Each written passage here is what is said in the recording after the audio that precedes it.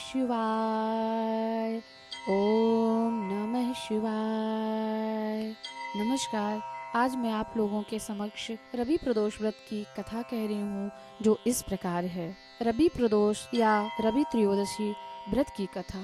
एक समय सर्व प्राणियों के हितार्थ परम पावन भागीरथी के तट पर ऋषि समाज द्वारा विशाल गोष्ठी का आयोजन किया गया। विद्वान ऋषियों की एकत्रित सभा में व्यास जी के परम शिष्य पुराण वेता सूत जी महाराज हरि कीर्तन करते हुए पधारे। सूत जी को देखते ही शौनकादि 88,000 ऋषि मुनियों ने खड़े होकर उन्हें दंडवत प्रणाम किया। महाज्ञानी सूत जी ने भक्ति भाव से ऋषियों को हृदय से लगाया तथा आशीर्वाद दिया। विद्वान ऋषिगण और सब शिष्य आसनों पर विराजमान हो गए। मुनिगण विनीत भाव से पूछने लगे कि हे परम दयालु, कलिकाल में शंकर भगवान की भक्ति किस आराधना द्वारा उपलब्ध होगी, हम लोगों को बताने की कृपा कीजिए, क्योंकि कलयुग के सभी प्राणी पाप कर्म में रत रहकर वेद शास्त्रों से विमुख रहेंगे।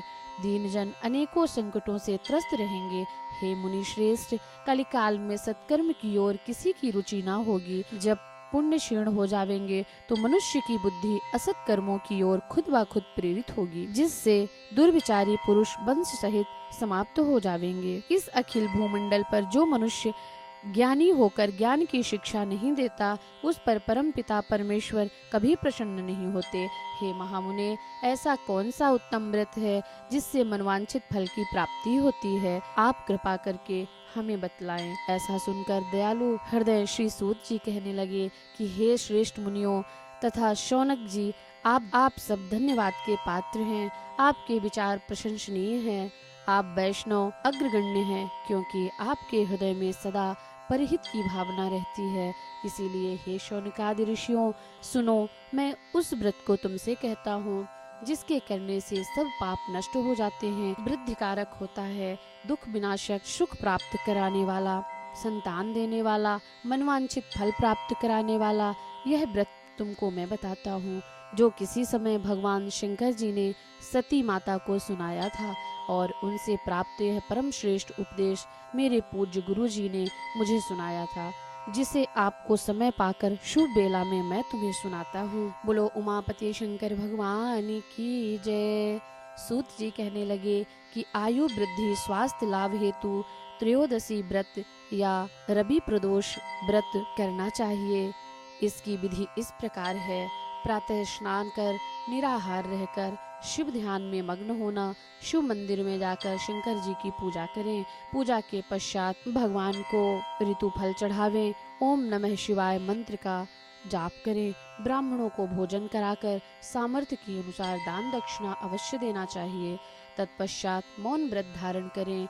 व्रती को सत्य वचन कहना चाहिए और हवन पूजन भी करना चाहिए। इससे अभीष्ट फल की प्राप्ति होती है। व्रती पृथ्वी पर शयन करे, एक बार भोजन करे, इससे सर्व कार्य सिद्ध होते हैं। श्रावण मास में तो इसका विशेष महत्व होता है। यह सर्व सुख, धन, आरोग्यता देने वाला है। यह व्रत सभी मनोरथों को पूर्ण करता है। हे ऋषिवरों, यह प्रदोष व्रत जो मैंने आपको बताया, किसी समय शंकर जी ने सती जी को और वेद व्यास मुनि जी ने मुझे सुनाया था। शौनकादि ऋषि बोले, हे पूज्यवर, हे महात्मने, आपने यह व्रत परम गोपनीय, मंगलप्रद, कष्ट निवारक बताया है। कृपया यह बताने का कष्ट करें कि यह व्रत किसने किया और उसे क्या फल प्राप्त हुआ। तब सूत जी बोले, हे मुनियों, आप शिव के परम भक्त हैं। आपकी भक्ति देखकर मैं व्रती पुरुषों की कथा कहता हूँ। एक गांव में अति दीन ब्राह्मण निवास करता था। उसकी साध्वी स्त्री प्रदोष व्रत किया करती थी। उसके घर ही पुत्र रत्न था। एक समय की बात है कि वह पुत्र गंगा स्नान करने के लिए गया। दुर्भाग्यवश मार्ग में चोरों ने उसे घेर लिया और वह कहने लगे कि हम तुझे मारेंगे, नहीं तो तू अपने पिता का गुप्त धन बता दे। बालक दीन भाव से कहने लगा कि हे बंधुओं, हम अत्यंत दुखी दीन हैं, हमारे पास धन नहीं है। चोर फिर कहने लगे कि तेरे पास पोटली में क्या बंधा है? बालक ने निसंकोच उत्तर दिया कि मेरी माता ने मुझे रोटी बांध कर दिया है। दूसरा चोर बोला, भाई यह तो अति दीन दुखी हृदय है, इसे छोड़ दो। बालक इतनी बात सुनकर वहाँ से प्रस्थान करने लगा और एक नगर में पहुँचा। नगर के पास एक बरगद का पेड़ था। बालक थक कर वहाँ बैठ गया और वृक्ष की छाया में सो गया। उस नगर के सिपाही चोरों की खोज कर रहे थे कि खोज करते करते उस बालक के पास आ गए। सिपाही बालक को चोर समझकर राजा के समीप ले गए। राजा ने उसे कारावास की आज्ञा दे दी। उधर बालक की माँ भगवान शंकर जी का प्रदोष व्रत कर रही थी।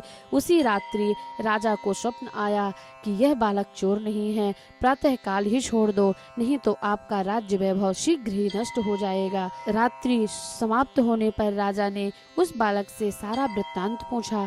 बालक ने सारा वृत्तांत कह दिया। वृत्तांत सुनकर राजा ने सिपाही भेजकर बालक के माता पिता को बुलाए और राजा ने उन्हें जब भयभीत देखा तो कहा कि तुम भय मत करो, तुम्हारा बालक निर्दोष है। हम तुम्हारी दरिद्रता देखकर 5-5 गांव दान में देते हैं। शिव जी की दया से ब्राह्मण परिवार अब आनंद और सुख से रहने लगे। इस प्रकार जो कोई इस व्रत को कहता है, सुनता है, करता है, उसे आनंद और सुख की प्राप्ति होती है।